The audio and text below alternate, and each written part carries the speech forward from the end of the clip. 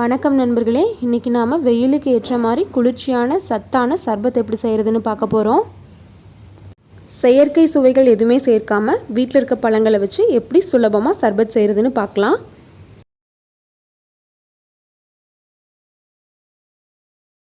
முதல்ல சர்பத் செய்கிறதுக்கு தேவையான பொருட்கள் என்னென்னு பார்த்துடலாம்.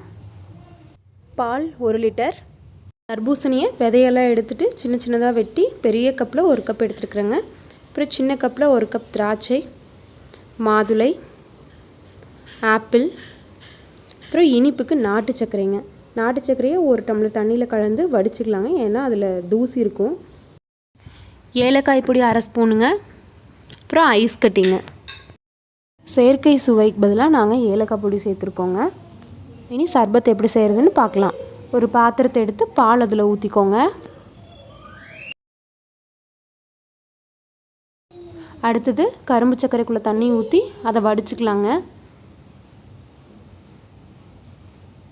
அடுத்தது வெட்டி வச்சுருக்க தர்பூசணி, மாதுளை, ஆப்பிள், திராட்சை இதெல்லாம் போட்டு கலந்துடலாங்க.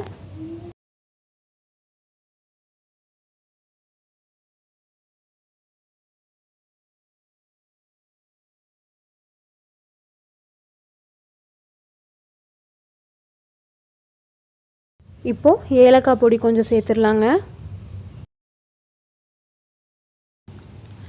கடைசியாக ஐஸ் கட்டி உள்ளே போட்டு நல்லா கலந்துருங்க.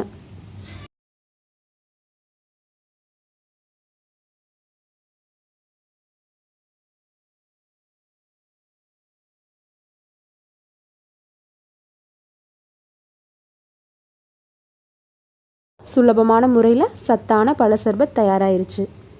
உணவால் அன்பை பகிர்வோம்.